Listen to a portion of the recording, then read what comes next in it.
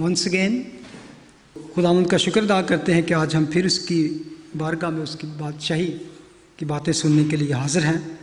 तो जैसा कि हम अपनी रूटीन के मुताबिक स्टडी कर रहे हैं life and ministry of Jesus Christ in chronological order, तालीमात और हयातुल मसीह सिलसिला बसिलसिला तरतीब के साथ। तो आज हम फिर एक दफ़ा देखेंगे लूका की इंजील, मुकद्दस लूका की मार्फत लिखी गई इंजील, उसका 14वां बाब लूक चैप्टर 14 से हम देखेंगे। फिर ऐसा हुआ कि वो सब्बत के दिन फरीसियों के सरदारों में से किसी के घर खाना खाने को गया और वो उसकी ताक में रहे, और देखो एक शख्स उसके सामने था जिसे जलंधर था। यीशु ने शरा के आलमों और फरीसियों से कहा कि सब्बत के दिन शिफा बख्शना रवा है या नहीं। वो चुप रह गए। उसने उसे हाथ लगाकर शिफा बख्शी और रुखसत किया और उनसे कहा, तुम में ऐसा कौन है जिसका गधा या बैल कुएं में गिर पड़े और वो सब्बत के दिन उसको फौरन ना निकाल ले। वो इन बातों का जवाब ना दे सके। अगर आपको याद होगा, पिछली दफ़ा जब हमने कलाम को स्टडी किया तो वहाँ पर खुदावंद ने कुछ ऐसे क्लेम किए, ऐसी बातें की कि यहूदियों ने उसे मारने के लिए पत्थर उठा लिए, और लिखा है कि उसके बाद खुदावंद वहाँ से निकल गए। शायद कुछ लोगों का यही ख्याल हो कि जब ऐसा कहीं मौका आता है तो Jesus always escaped because he was afraid और ही वॉज जस्ट कावर्ड। ऐसा हरगिज नहीं था। अब यहां पे हम देखते हैं कि बेशक खुदावंद ज्यादातर उनकी मिनिस्ट्री मसूल लेने वालों के और गरीबों और इस तरह के लोगों के साथ होती थी, लेकिन इसका मकसद ये नहीं कि वो ऐसे लोगों की दावत कबूल नहीं करते थे जो बड़े बड़े लोग थे, फकी फरीसी टाइप लोग थे। वो उनके घर में भी जाते थे जब कभी उनको मौका मिलता, even though they were always looking to kill Jesus. He was not afraid because he knew उसका टाइम एक मुकर्रर टाइम है, उससे पहले उसे कोई छू नहीं सकता, एक मुकर्रर टाइम। तो यहां पर भी हम देखते हैं कि एक लिखा है कि उस सब्बत के दिन फरीसियों के सरदारों में से किसी एक रूलर था जिसने उसको अपने घर खाने की दावत दी, और इवन वो उन्होंने उसको अपने घर दावत देते हैं, बुलाते हैं, लेकिन उनके दिमाग में वही चीज चलती रहती थी हमेशा, किसी ना किसी तरह से इसको ट्रैप करें, इस पर कोई ना कोई ऐसा फतवा लगा दें। अब यहां पे हमें मिलता है कि वहां एक शख्स था, दावत उन्होंने की है, लेकिन वहां पे एक शख्स था जिसे एक बीमारी थी, ड्रॉपसी उसको इंग्लिश में कहते हैं, कि वो फ्लूइड उसके जिस्म से बहता था, एक तरह से वो नापाक शख्स था और एक बड़ी बुरी बीमारी थी उसको। तो आपको याद है कि यहूदी किस कदर अपने आप को पाक और साफ रखने के आदी थे, लेकिन यहाँ पे हमें मिलता है कि वो यहाँ पे वो सबसे पहले जैसे पहले वही शख्स उन्होंने खड़ा किया हुआ है ताकि यीशु को आजमाया जाए, क्योंकि सब्बत के दिन हमेशा खुदावंद के साथ वो क्लैश होता था। तो यहाँ पर भी हम देखते हैं कि उन्होंने देखा क्या वो इसको ठीक करे अगर सब्बत के दिन, तो इस पर कोई इल्ज़ाम या फतवा लगाकर इसको पकड़े। इससे पहले कोई बात करते, खुदावंद यीशु मसीह ने खुद उनसे सवाल कर लिया कि क्या सब्बत के दिन शिफा बख्शना रवा है या नहीं, लेकिन लिखा है कि उनमें से कोई जवाब ना दे, वो चुप रह गए और उसने उसे हाथ लगाकर शिफा बख्शी। कभी कभी हम इसको पढ़ते हैं और आगे चले जाते हैं, अगर मैं इस बीमारी के बारे में, इस सिकनेस के बारे में आपको बयान करूं तो आप हैरान रह जाएंगे कि इस तरह की सिकनेस और इस तरह की डिजीज थी उसकी कि कोई उसके पास खड़ा नहीं हो सकता था। उसके बदन से स्मेल, बैड स्मेल आती थी और कोई दूर भी नहीं उसके साथ हाथ मिलाना, उसके साथ रहना, उसके टच करना नहीं। लेकिन कितना जबरदस्त काम है कि जीसस ने उसको टच किया और उसका बदन एक बच्चे की मानद, मुझे ईमान है कि इस तरह का हो गया कि उसका फ्लूड, उसकी सारी सिकनेस, बीमारी जो कैसी भी थी, एकदम वो उसे शिफा पा गया और किसी को जुर्रत ना पड़ी कि हम क्या कहें। एक ऐसा मौजूदा हुआ कि वो चुप रह गए। खुदावंद के आगे कोई चीज मुश्किल नहीं थी। वो ऐसा बड़ा काम था, एक नया काम खुदावंद ने किया कि उनके मुंह बंद हो गए और उसने उनसे कहा, मैं तुमसे कहता हूं कि कौन तुम में से ऐसा है कि जिसका गधा या बैल को, ये इतनी बार खुदावंद उनको कह चुके थे ये बात बार बार कि तुम्हारा अगर कोई एनिमल है, कोई जानवर है, अगर वो सब्बत के दिन बीमार हो जाए, गिर जाए, तो क्या करोगे? और ये तो खुदा का बेटा है, ये एक ऐसा शख्स है जो कवनेंट में हिस्सादार है। पिछली दफा एक कुबड़ी औरत थी ना जिसको खुदा ने शिफा दी, उसने कहा ये तो इब्राहिम की बेटी है जिसको शैतान ने 18 साल से बांध रखा था, और तुम्हें इसकी परवाह नहीं, लेकिन तुम्हें सब्बत की परवाह है। उस वक्त भी उन्होंने उसको मारने के लिए पत्थर उठाए। यहां पर भी हम देखते हैं कि उसने उसको शिफा बख्शी, वो इन बातों का जवाब ना दे सके। वर्स 7, जब उसने देखा कि मेहमान सदर जगह किस तरह पसंद करते हैं तो उनसे एक तमसील कही। अब वो मेरा ख्याल अंदर आ गए खुदावंद, जहाँ पे दावत थी, जहाँ पे एक बैंक्वेट था एक, तो वहाँ पर अब देखते हैं कि शादी ज़ियाफ़त बैंक्वेट पर लोग जब जाते हैं तो वो किस तरह कैसी अच्छी जगह पसंद करते हैं, और ऐसी जगह पसंद करते हैं जहाँ पर वो एक मोजिज़ मेहमान या कोई कि ये एक ख़ास मेहमान है।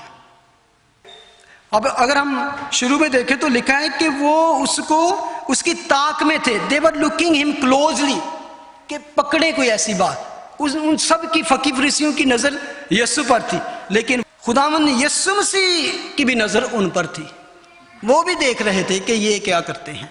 वर्स 7 में लिखा है कि जब उसने देखा कि मेहमान सदर जगह किस तरह पसंद करते हैं, तो यहां पर खुदावंद ने उनसे एक तमसील कही। लिखा है, जब कोई तुझे शादी में बुलाए तो सदर जगह पर ना बैठ, कि शायद उसने किसी तुझसे भी ज्यादा इज्जतदार को बुलाया हो, और जिसने तुझे और उससे दोनों को बुलाया है आकर तुझसे कहे कि इसको जगह दे, फिर तुझे शर्मिंदा होकर सबसे नीचे बैठना पड़ेगा। एक बड़ा ही जबरदस्त यहाँ पे सबक है हमारे लिए। एक बहुत खूबसूरत बात की गई कि दुनियादारी में जब हम किसी महफिल में, किसी दावत में, किसी ऐसी बैंक्वेट में जाते हैं, अक्सर हम जाते रहते हैं, अक्सर हमारी ज़िंदगी में ऐसे मौके आते हैं, तो हम ऐसी जगहों पे जाते हैं, तो फिर वहाँ पर हमारा एटीट्यूड क्या होना चाहिए? मैं समझता हूँ कि यहाँ पर क्लियरली खुदावंद कहता है कि बी हम्बल। एक्चुअली आगे बड़ी खूबसूरत बात लिखी है, बल्कि जब तू बुलाया जाए तो सबसे नीची जगह पर बैठ, ताकि जब तेरा बुलाने वाला आए तो तुझसे कहे ए दोस्त आगे बढ़कर बैठ, तब उन सब की नज़र में जो तेरे साथ खाना खाने बैठे हैं तेरी इज्जत होगी। इज्जत जो है वो दूसरे की नज़र में होनी चाहिए आपकी। How he actually received you. कभी कभी ऐसी जगहों पे आपकी ज़िंदगी में भी ऐसे वाक़यात हुए होंगे कि कभी कभी शर्मिंदगी होती है, तो खुदावंद उस शर्मिंदगी से हमें बचाना चाहते हैं। असल में बात हम्बल होने की है। Even you have some kind of position, still be humble, stay behind। तो वो मेहमान जो है जिसने आपको बुलाया वो जानता है कि आपको किस जगह पे बिठाना है। इसके पीछे असल में जो स्पिरिचुअल बात चल रही है मैं आगे जाके आपको बयान करूंगा, असल में खुदावंद क्या कहना चाह रहे हैं। खुदावंद यीशु मसीह हमेशा हर एक तरह के मौके को, हर तरह की सिचुएशन को, कंडीशन को यूज करते, एक फिजिकल कंडीशन को या एक दुनियावी को एक रूहानी की तरफ लेके जाते थे। He always go known to unknown, कि जो हम जानते हैं उस बात को लेके खुदावंद एक स्पिरिचुअल रैम में, एक रूहानी ऊंचाई पे हमें ले जाते हैं। कि अगर हम दुनिया में हमारा एटीट्यूड क्या होगा, तो फिर स्पिरिचुअली तौर पर हम खुदा की नज़र पे रूहानी तौर पर क्या होगा हमारा। क्योंकि जो कोई अपने आप को बड़ा बनाएगा वो छोटा किया जाएगा, और जो अपने आप को छोटा बनाएगा वो बड़ा किया जाएगा। अभी ये ऐसा भी नहीं कि हम इसलिए बिल्कुल पीछे जाके बैठ जाएं कि हम सानू कोई अगे बिठाएगा तो इज्जत होएगी। आपको याद होगा पतरस ने ऐसा किया था। लास्ट सफर पे गौर करें तो पतरस ये सारी टीचिंग जानता। पतरस ने एक बिल्कुल आखिर वाली सीट पर बैठ गया। वो इसलिए हम जानते हैं कि जब खुदावंद यीशु मसीह कुछ बातें वहां पे कर रहे थे तो उसने यूहन्ना को कहा, जो बिल्कुल खुदावंद यीशु के साथ बैठा था, कि जरा पूछ तो खुदावंद ये किसके बारे में बात कहा है कि कौन मुझे पकड़वाएगा। तो इसका मतलब है कि वो काफी दूर बैठा था, जो उसने उससे कहा कि तू पूछ, क्योंकि तू बिल्कुल कंधे के साथ बैठा है। उसने कोशिश की लेकिन वो उधर ही बैठा रहा। खुदावंद जानता है। आपको याद होगा कि इवन याकूब और यूहन्ना की मां ने आकर रिक्वेस्ट की थी। खुदावंद ने कहा कि जिसके लिए जो सीट मुकर्रर है वो वहां पे बैठेगा। खुदावंद के घर में कोई नाइंसाफी नहीं होगी। वहां जो जिसका दर्जा है वहां पर उसको मिलेगा। इस दुनिया में खुदावंद कहता है कि हमारा एटीट्यूड क्या होना चाहिए। जो अपने आप को बड़ा बनाएगा वो छोटा किया जाएगा, जो छोटा बनाएगा वो बड़ा किया जाएगा। अब ये तो था जो मेहमान आया उनका एटीट्यूड, फिर उसका था जिसने बुलाया है उसका एटीट्यूड क्या होना चाहिए। वर्स 12 में लिखा है, फिर उसने अपने बुलाने वाले से ये कहा कि जब तू दिन का या रात का खाना तैयार करे तो अपने दोस्तों या भाइयों या रिश्तेदारों या दौलतमंद पड़ोसियों को ना बुला, ताकि ऐसा ना हो कि वो तुझे भी बुलाए और तेरा बदला हो जाए। बल्कि जब तू ज़ियाफत करे तो गरीबों, लुंजों, लंगड़ों, अंधों को बुला, और तुझ पर बरकत होगी, क्योंकि उनके पास तुझे बदला देने को कुछ नहीं, और तुझे रास्तबाजों की क़यामत में बदला मिलेगा। एक बात याद रखें, यहां पर लिखा है कि दोस्तों, भाइयों, रिश्तेदारों को ना बुला। इसका जो रियल ट्रांसलेशन है उसका है कि सिर्फ उनको ही ना बुला। अब ये नहीं खुदावंद कहते कि अपने करीबी रिश्तेदारों को या अपने नेबर्स को, या अगर आपके रिश्तेदारों में कोई रिच है तो उसको ना बुला। It's not saying that. It's saying just उन पर ही तेरा फोकस ना हो कि उनको ही, जो आप समझते हैं कि दौलतमंद हैं, बड़ी बड़ी गाड़ियां हैं या बड़े घर हैं उनके, या बड़ी बड़ी पोजीशंस हैं, उनको ही बुला। बल्कि उनको इग्नोर ना कर कि जो तेरा बदला नहीं दे सकते, जो अच्छा गिफ्ट ना दे सके, जिन्हों असी पंजाबी च न्यूंदरा भी कहने हैं। अगर वो नहीं दे सकते, शायद वो इसलिए ना आ सके यार असी उत्थे दे नहीं, उनको भी बुला अगर वो तेरा नहीं भी दे सकते, क्योंकि ऊपर तुम्हें उसका बदला मिलेगा और तुझ पर बरकत होगी। जो उसके साथ खाना खाने बैठे थे उनमें से एक ने ये बातें सुनकर उससे कहा, मुबारक है वो जो खुदा की बादशाही में खाना खाए। मुबारक है वो जो खुदा की बादशाही में खाना खाए। अब बुक देखें, नोन टू अननोन, कि there is another big great banquet, एक बहुत बड़ी ज़ियाफत जो अपने लोगों के लिए खुदा ने तैयार रखी है, वो फ्यूचर में है। तो वो कहते हैं अगर तुम्हारा एटीट्यूड यहां पे होगा तो तुम उस ज़ियाफत में तुम्हें मौका मिलेगा खाना खाने का। और मुबारक है वो जो खुदा की बादशाही में खाना खाए। खड़े हो जाएं, हम दुआ करेंगे। और हालेलुया। वो चाहता है कि आप उसकी बादशाही में दाखिल हो, वहां की हर चीज को एंजॉय करें। ग्रेट बैंक्वेट हम सब के लिए है। Hallelujah. In Jesus name we pray.